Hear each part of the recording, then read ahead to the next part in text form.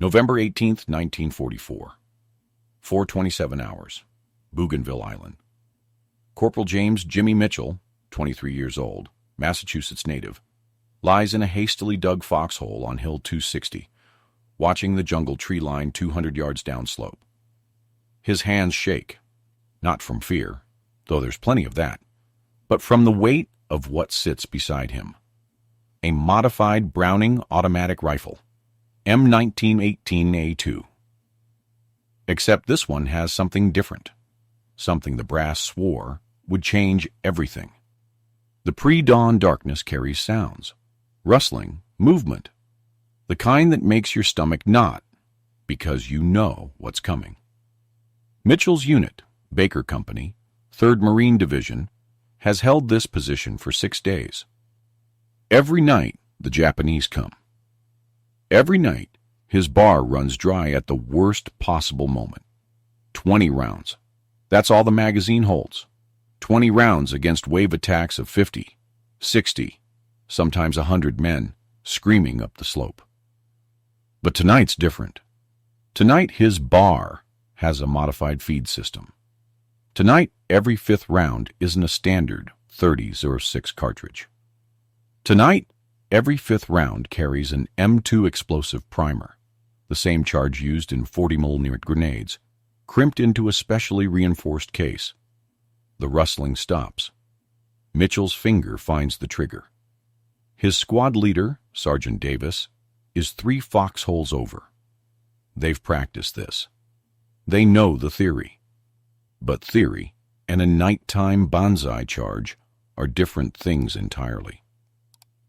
Then the screaming starts. By November 1944, the Pacific War had revealed a critical problem with American infantry firepower. The Browning automatic rifle, the BAR, was the squad's primary automatic weapon. Designed by John Moses Browning in 1917, adopted in 1918, it fired the powerful 30-06 Springfield cartridge. At 19.4 pounds loaded, it delivered devastating firepower. But it had one fatal flaw in Pacific combat: magazine capacity. 20 rounds. That's what the standard BAR magazine held. 20 rounds in a weapon designed to provide sustained suppressive fire. 20 rounds when Japanese infantry doctrine emphasized overwhelming night assaults with numerical superiority. On Guadalcanal in 1942, on Tarawa in 1943, on Saipan and Palalyu in 1944, American units reported the same problem. BAR gunners would fire their magazines empty in 4-second bursts, then fumble for replacements while enemy soldiers closed the distance. The statistics were sobering. On Tarawa, November 1943, the 2nd Marine Division suffered 3,407 casualties in 76 hours. After-action reports cited BAR magazine changes as a critical vulnerability during Japanese counterattacks. At Palalyu, September 1944, the 1st Marine Division recorded 57 instances where BAR gunners were killed or wounded during magazine changes. The weapon's cyclic rate of 500-650 rounds per minute meant a 20-round magazine lasted 2.4 seconds of continuous fire. The Marines needed sustained firepower. They needed something that could break up mass charges without leaving gunners vulnerable during reloads. But increasing magazine capacity wasn't simple. The BAR's bottom-loading magazine design was integral to the weapon. Larger magazines would be heavier, more prone to feed failures in jungle conditions, and incompatible with prone firing positions. The solution came from an unexpected source. In July 1944, Captain Theodore Walsh, Ordnance Corps, stationed at Aberdeen Proving Ground, Maryland, was reviewing declassified German weapons research. The Germans had experimented with explosive ammunition for aircraft weapons, rounds that detonated on impact or near miss, to increase effectiveness against bombers. Walsh saw something different. What if you could make standard ammunition do more damage without changing the basic cartridge? He requisitioned 500 M2 explosive primers, typically used in 14mm grenade launchers, and a workshop at Aberdeen. The M2 primer contained 96 milligrams of RDX explosive, enough to detonate the main charge in a 40mm projectile. Walsh theorized that crimping these primers into reinforced .3006 cartridge cases would create rounds that exploded on impact, multiplying the bar's effectiveness without requiring new weapons or training. The initial tests on August 3, 1944, were promising. Standard .3006 armor-piercing rounds penetrated ballistic gelatin targets with minimal cavitation. The explosive primer rounds created cavitation channels 4 times larger, with secondary fragmentation effects. More importantly, when fired at wooden barriers simulating jungle vegetation, the explosive rounds cleared significantly more foliage. But there was a problem. The explosive primers generated 18% more chamber pressure than standard rounds. Firing them continuously risked barrel failure. Walsh's solution was elegant. Load them every 5th round. 4 standard rounds to maintain reliable feeding and manageable recoil, 1 explosive round to multiply effect. The pattern created a predictable rhythm. Suppressive fire with standard rounds, devastating impact with explosive rounds, all from the same magazine. By September 15, 1944, Aberdeen had produced 50,000 modified cartridges, designated .3006 M2 high explosive. The cartridge cases were reinforced at the base, marked with a single red band for identification. The Ordnance Department classified the project Secret and assigned it to Com-Spec WPACs, Commander, Special Weapons, Pacific, a little-known logistics command, responsible for evaluating experimental ordnance in combat conditions. The first shipment reached Guadalcanal on October 8, 1944. 6,000 rounds. Enough to equip 1 company of Marines with modified bar loads for field testing. Baker Company, 3rd Marine Division, was selected. They were heading to Bougainville, where Japanese forces still held significant territory, and night attacks were constant. The Marines called them hot rounds, or snappers, because of the distinctive crack they made on impact. The official designation was too cumbersome for combat use. What they didn't know was what the Japanese would call them. If you want to see how these experimental rounds performed in actual combat and why they were immediately classified after the war, hit that like button and subscribe. This story stayed buried in classified files for 35 years, and you're about to find out why. Back to Jimmy Mitchell. The .3006 M2 high explosive round looked almost identical to standard ammunition. Length 3.34 inches. Case diameter 473 inches. Projectile weight 150 grains, the same as M2 armor-piercing rounds. The only visible difference was the red band painted around the cartridge case, 1/4 inch from the base. Inside, the differences were substantial. The cartridge case was manufactured from manganese bronze alloy instead of standard brass, giving it 40% greater tensile strength to handle the explosive primer's pressure spike. The case wall thickness at the base measured .025 inches versus .018 inches for standard cases.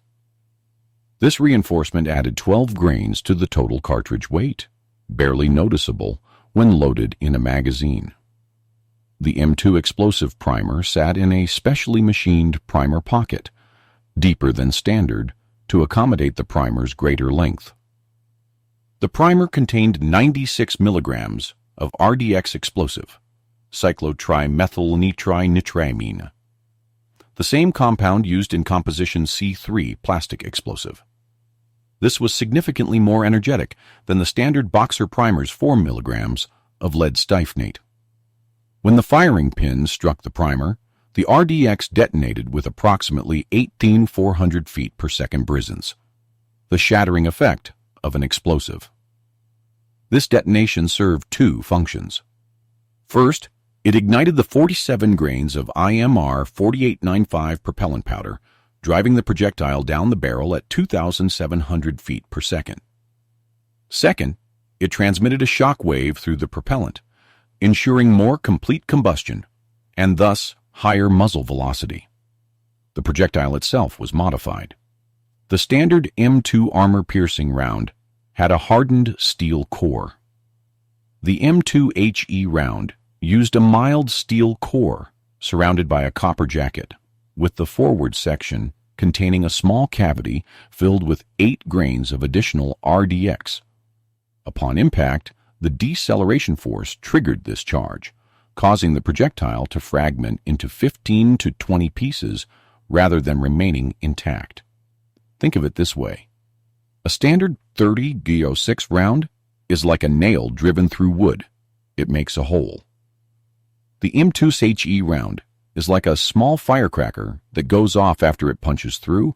It makes a hole, then explodes inside, creating multiple wound channels and clearing vegetation in a small radius.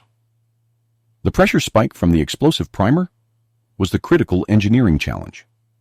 Peak chamber pressure in a standard .30-06 firing measures approximately 50,000 psi. The M2HE round generated 58,000 psi. This was within the bar's design tolerance of 65,000 psi, but prolonged firing could accelerate barrel wear. Aberdeen's testing showed that firing M2HE rounds continuously could reduce barrel life from 10,000 rounds to 6,500 rounds. The 5-round spacing solved this.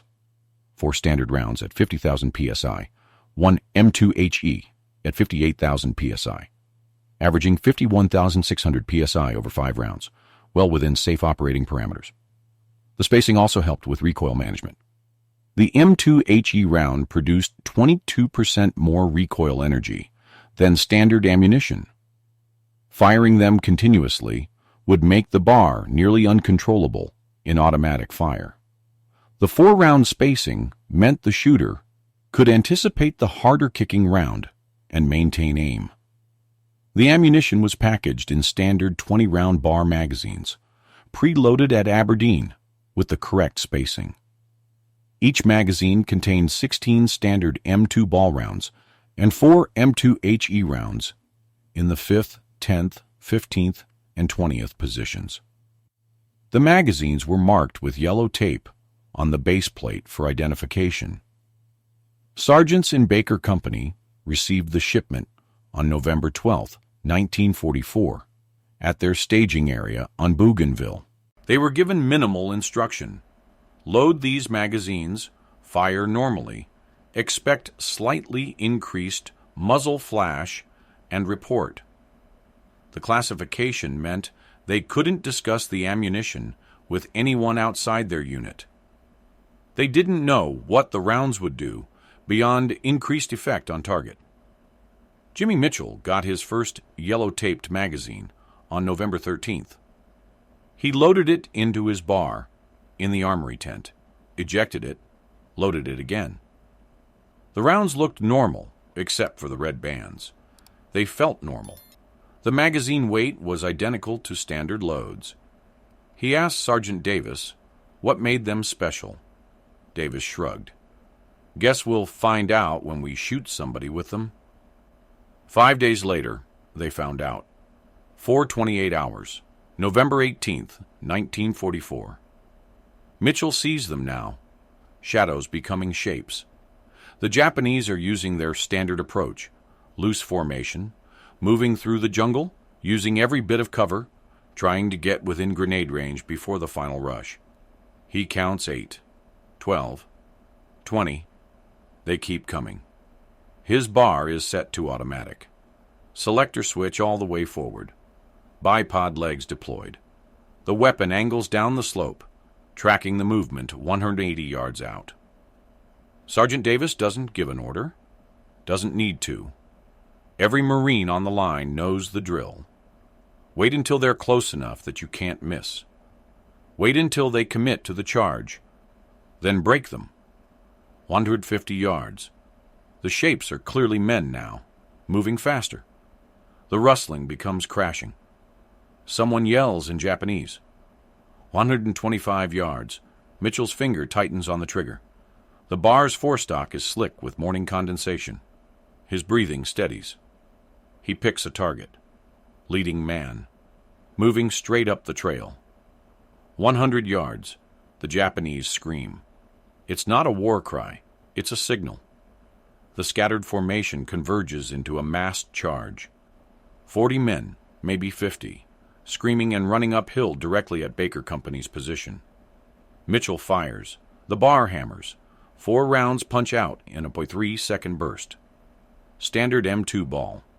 He sees impacts on the leading man's torso. The soldier goes down. Mitchell adjusts left. Fires again. 4 more rounds. Then the 5th. The M2. HE round hits a Japanese soldier center mass at 95 yards. The impact looks different. There's a flash. Small, orange, barely visible in pre-dawn light. The soldier doesn't just fall. He's thrown backward, arms spread, as if punched by an invisible fist. The men on either side of him flinch, stumble. One goes down, with fragmentation wounds. Mitchell doesn't have time to process this. He's firing. The bar cycles. 4 standard rounds into the mass of charging infantry. Then another M2HE. This one hits a soldier in the shoulder. The flash is brighter. The soldier's arm separates. 2 men behind him scream. The charge hesitates, wavers. These are experienced Japanese infantrymen. They've faced bar fire before. They know the sound, the rhythm, the pattern. This is different. Their men aren't just falling. They're being torn apart. The spacing of the explosive rounds is random from their perspective. Every few seconds, someone detonates. Mitchell's magazine runs dry at 4:29 hours. He's fired 20 rounds in approximately 8 seconds. He drops the empty magazine, reaches for a fresh one, yellow tape on the base plate, slams it home, charges the weapon, resumes firing. The entire Marine line is shooting now. Rifle fire, grenades, mortars landing in the jungle behind the Japanese formation. But Mitchell can see his rounds working. Each M2HE impact creates a small clear space. Vegetation shreds. Men fall in groups rather than individually. His second magazine empties. He reloads. The Japanese charge has broken. They're falling back, dragging wounded, leaving bodies. He fires into the retreating formation. Controlled bursts. 4 rounds. 5th round impacts a tree trunk. The explosive charge detonates, showering bark and splinters. 2 Japanese soldiers stumble, faces bloodied. By 4:32 hours, the attack is over. 4 minutes from first shot to silence. Mitchell's hands shake violently now. Adrenaline dump. He's fired 3 magazines. 60 rounds total. 12 of them were M2HE. He looks downslope. The results are visible even in poor light. Bodies lie in small craters. Vegetation is cleared in spots, as if something exploded, which it did. The visual effect is disproportionate to the actual explosive force, but in the chaos of night combat, it looks devastating. Sergeant Davis moves along the line. Anybody hit? Nobody. Baker Company took no casualties. In previous attacks on Hill 260, they'd averaged 3 wounded per engagement. This time, 0. Davis stops at Mitchell's foxhole, looks at the empty magazines, looks downslope, looks at Mitchell. What the hell was in those rounds? Mitchell doesn't know, but he knows it worked. At 6:30 hours after dawn, a patrol moves downslope to assess enemy casualties and collect intelligence. They count 23 Japanese dead. But the wounds are strange. Entry wounds show massive cavitation. Several bodies show fragmentation damage inconsistent with grenade or mortar fire. One soldier's rifle is bent, the wooden stock shattered, as if something exploded next to it. The patrol's corpsman, Navy hospitalman, 2nd Class Robert Chen, examines the bodies. He's seen thousands of gunshot wounds. These are different. He finds copper jacket fragments and small amounts of explosive residue. He reports this to the company commander, Captain William Hayes. Hayes forwards the report up the chain. By 14 hours, an ordnance officer from WWII arrives via observation plane. He examines the battlefield. He examines Mitchell's bar. Barrel shows accelerated wear, but remains serviceable. He collects the empty magazines. He confiscates Chen's report and classifies it secret. He tells Captain Hayes to continue using the ammunition and submit daily reports. He tells the men to tell nobody outside the unit. He flies back to Guadalcanal. What Hayes doesn't know, what nobody in Baker Company knows, is that 40 miles west, a captured Japanese soldier is being interrogated. He's from a unit that attacked American positions near Cape Torokina 2 days prior. He describes a new American weapon. He doesn't know what it is, but his unit has a name for it: Kaminari-jū, Thunder Rifle. The Americans translate it as Thunder Beast. By November 25, 1944, Baker Company had expended 4,200 of their $6,000 in M2HE rounds. Their combat reports documented 17 engagements involving the modified ammunition. Enemy casualties in these engagements totaled 147, confirmed dead versus 32 confirmed dead in engagements using standard ammunition. More significantly, American casualties dropped. Pre-M2HE, Baker Company averaged 2.3 casualties per engagement. Post-M2HE, 0.8 casualties per engagement. The statistics convinced WWII. On December 2, 1944, they requested immediate production of 500,000 rounds from Aberdeen Proving Ground. They also requested expansion of the program to include .3006 ammunition for the M1 Garand rifle, though this proved technically unfeasible due to the Garand's gas-operated system being sensitive to pressure spikes. Aberdeen responded that maximum production capacity was 50,000 rounds per month. The manganese bronze cases required specialized manufacturing. The RDX filling process was labor-intensive. The Army couldn't produce enough to supply standard infantry units across the Pacific Theater, but they could supply specialist units. Between December 1944 and August 1945, M2HE ammunition was issued to approximately 2,400 Marines in specialized defensive and raiding roles.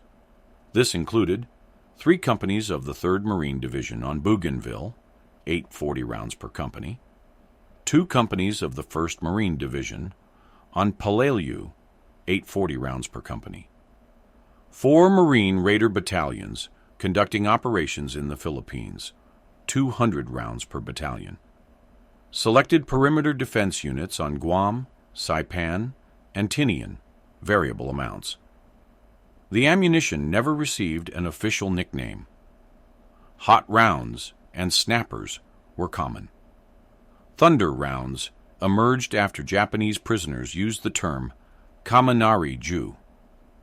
But within the small community of Marines who used them, they were simply red bands, after the identifying mark on the cartridge case.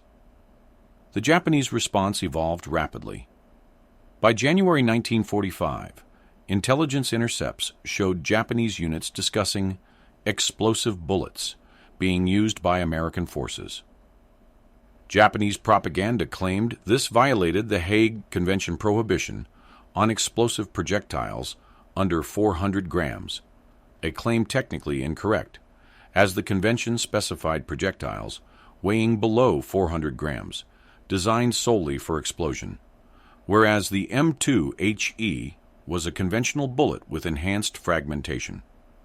More practically, the Japanese adjusted tactics. Night attacks became more dispersed. Charges were abandoned in favor of infiltration. Where possible, Japanese units avoided engaging American positions known to have thunder rifles. This was precisely the psychological effect ComSpec WPAC wanted. But logistics remained challenging. The red-banded cartridges required careful handling. Dropping a loaded magazine could potentially detonate the primers. The rounds couldn't be stored in temperatures above 110 degrees Fahrenheit due to RDX stability concerns, difficult in the Pacific theater, and barrel wear became significant. Bars firing M2 HE ammunition regularly required barrel replacement after 4,000 rounds instead of the standard 8,000.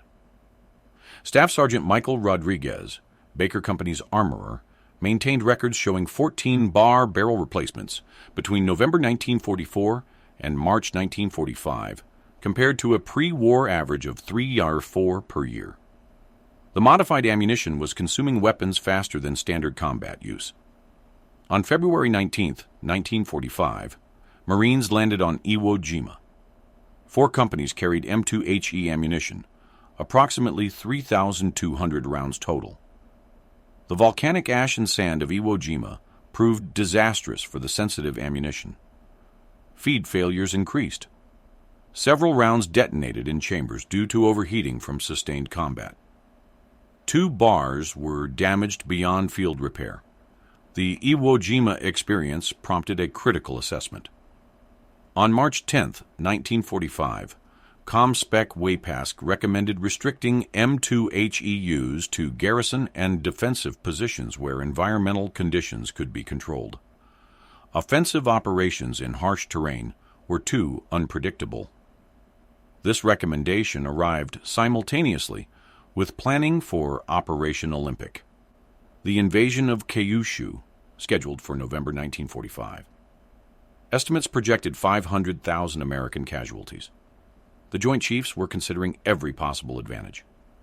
On July 15, 1945, Aberdeen received orders to increase M2HE production to 200,000 rounds per month by October. This would require expansion of manufacturing facilities, recruiting additional workers, and prioritizing manganese bronze allocation. The program was designated Project Thunder and given high priority. Then on August 6th and 9th, 1945, atomic bombs fell on Hiroshima and Nagasaki. Japan surrendered on August 15th. Operation Olympic was canceled.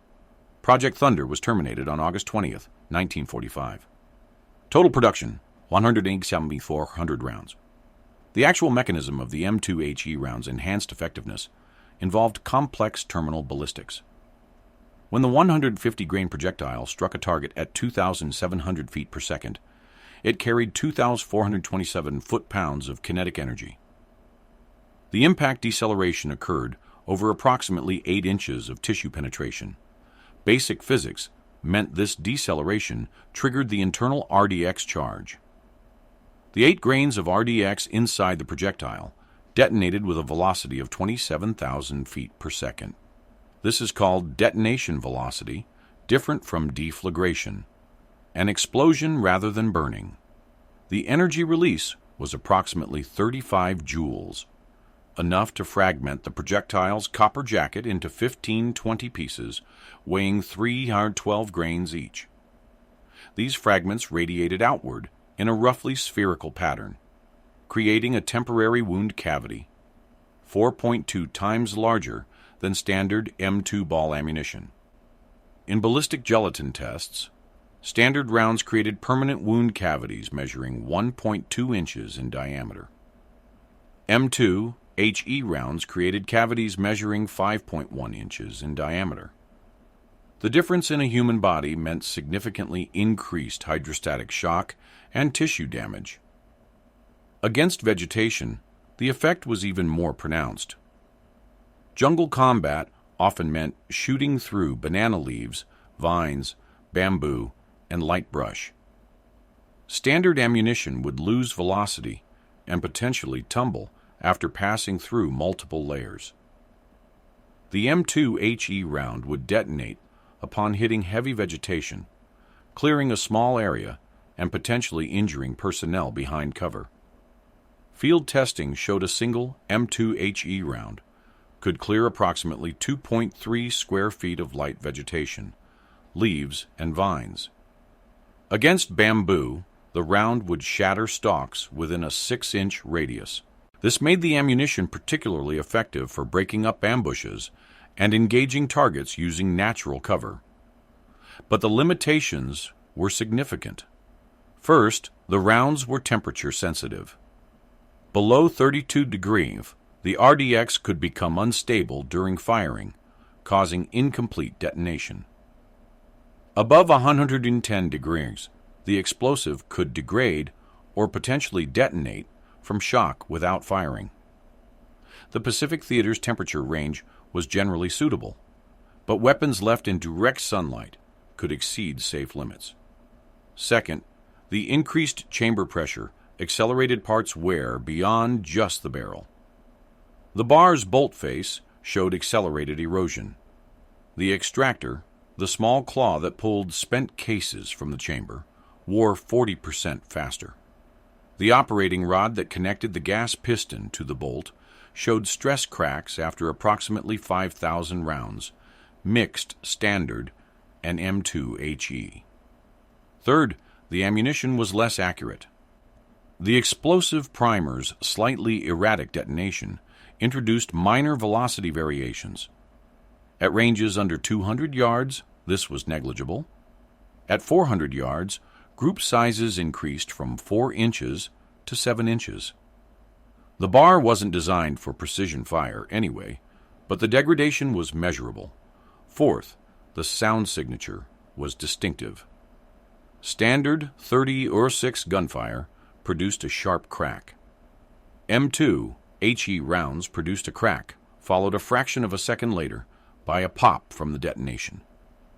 Experienced Japanese soldiers learned to recognize this signature. It became a targeting indicator. If you heard the double sound, that position had a thunder rifle. Marines adapted to these limitations. They learned to store magazines in shade and check ammunition temperature before missions. They learned to clean weapons more frequently and request parts replacements earlier than with standard ammunition. They learned to mix standard and M2HE magazines rather than using exclusively modified ammunition, preserving the special rounds for critical moments. Some Marines didn't like the M2HE rounds. The increased recoil was unpleasant. The accelerated wear meant more maintenance. The occasional feed failure could be fatal in combat. Private First Class David Wong, Baker Company, told his sergeant he preferred standard ammunition because it was more reliable. Others swore by them. Corporal Mitchell, after using M2HE rounds in 23 engagements between November 1944 and March 1945, requested nothing else. His reasoning was simple. They keep the Japs' heads down longer. That's worth cleaning my weapon twice as often.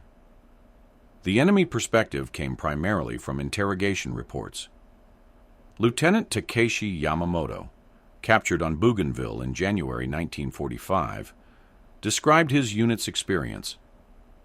We could not understand what weapon made such wounds. Men would fall and explode. We thought perhaps grenades, but there was no throw. The Americans fired their rifles, and our men exploded. It affected morale severely. Japanese medical personnel examining their own casualties noted the unusual fragmentation patterns and explosive residue. Several intelligence reports referenced American explosive bullets, but the Japanese never determined the rounds were standard ammunition with modified primers. They assumed it was an entirely new weapon system. This confusion was strategic gold. The Japanese couldn't effectively counter a weapon they didn't understand. On September 2, 1945, Japan formally surrendered aboard USS Missouri. Within weeks, the U.S. military began rapid demobilization. Experimental weapons programs were evaluated for peacetime relevance. Project Thunder didn't make the cut. On October 15, 1945, the War Department ordered all remaining M2HE ammunition recalled to Aberdeen Proving Ground for disposal. Approximately 89,200 rounds remained in inventory. These were destroyed by controlled detonation between October and December 1945. The manufacturing equipment at Aberdeen was dismantled. The technical specifications were classified secret and archived. The ammunition's combat use was similarly classified. Marines who'd used the rounds were ordered not to discuss them. After-action reports mentioning M2HE ammunition were redacted or reclassified. The program disappeared from official history. Several factors drove this decision. First, the Hague Convention concerns, while legally unfounded, presented a public relations problem. The U.S. military had prosecuted German soldiers for using prohibited ammunition. Having used questionable ammunition themselves, even if technically legal, was awkward. Second, the ammunition's limitations made it impractical for peacetime production. The cost per round was 340% higher than standard ammunition.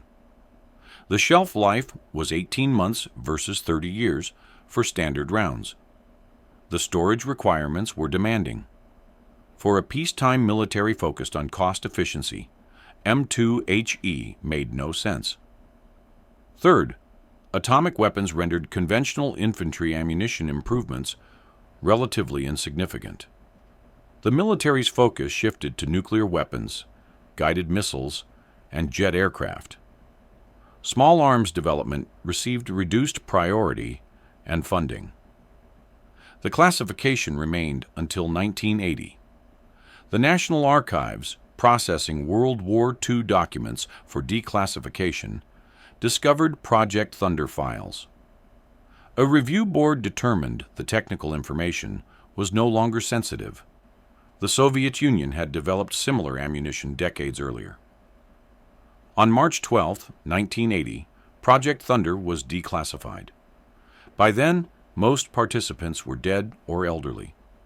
Jimmy Mitchell had left the Marines in 1946, worked as a machinist in Worcester, Massachusetts, and died in 1977. He never told his family about the red banded ammunition. His service records mentioned only that he'd served in the Pacific Theater. The technology itself evolved. Modern explosive ammunition exists in various forms. The Raufoss Mk211 50 caliber round, developed in Norway in the 1980s, uses similar principles, a conventional projectile with an explosive component for enhanced effect.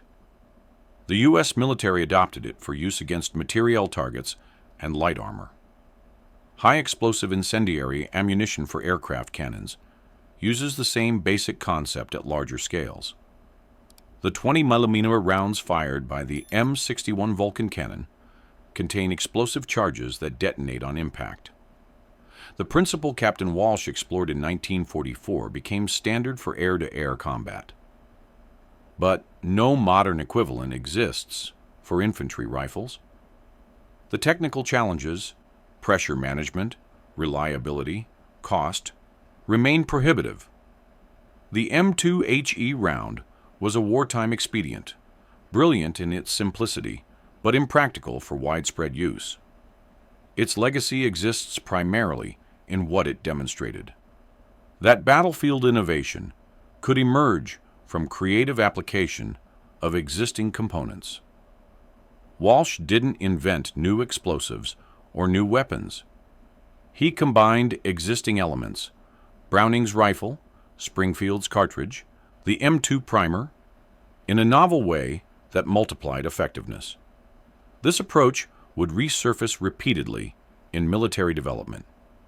The Navy's Phalanx CIWS combined existing radar technology with an existing cannon. The Air Force's JDIM program converted unguided bombs into precision weapons by adding GPS guidance. Innovation through integration rather than invention. The M2HE round also demonstrated the importance of testing weapons in actual combat conditions. Laboratory testing at Aberdeen showed promise. Combat on Bougainville proved effectiveness. Environmental challenges on Iwo Jima revealed limitations. No amount of theoretical testing could replace operational experience. Jimmy Mitchell rotated back to the United States in April 1945. He'd fired approximately 2,400 rounds of M2HE ammunition in combat, roughly 12% of the total ever used. His bar required 3 barrel replacements and numerous parts changes. He never lost a firefight. He received no special decoration for his use of experimental ammunition. That would have required acknowledging the program existed. He got a Purple Heart for a minor shrapnel wound on Bougainville and a Bronze Star for general valor. Standard medals for standard service. After the war, he occasionally wondered about those red-banded rounds, why they'd been issued, where they'd gone, whether other Marines had used them. He asked a few fellow veterans, but found no one who'd heard of them.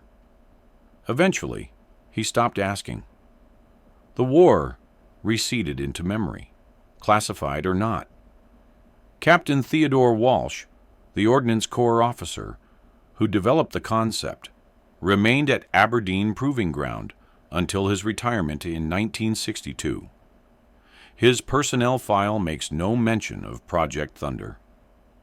After declassification in 1980, a military historian interviewed him. He was 87 years old and remembered the project clearly. "We knew it would work," he said. "The question was whether it would work well enough to justify the complications. In combat, apparently it did. But war ended before we could refine it properly." He died in 1984. Sergeant William Davis, Mitchell's squad leader on Bougainville, made the Marines a career. He retired as a master gunnery sergeant in 1965, having served in Korea and 2 tours in Vietnam. He trained thousands of Marines in infantry tactics. None of them heard about M2HE ammunition because he followed orders and kept it classified. In 1982, after the declassification, a researcher contacted him. He was 64 years old, living in North Carolina. He confirmed the ammunition's effectiveness, but emphasized the weapon wear issues. "Good for emergencies," he said, "not good for daily use. But when the Japs came up that hill, I was damn glad we had them." He died in 1998. The Japanese soldiers who encountered the Thunder rifles left scattered records. Few survived the war. Those who did rarely discussed their combat experiences. Post-war Japan focused on rebuilding, not remembering. One account exists from Sergeant Kenji Takahashi, captured on Bougainville in February 1945, who returned to Japan after the war.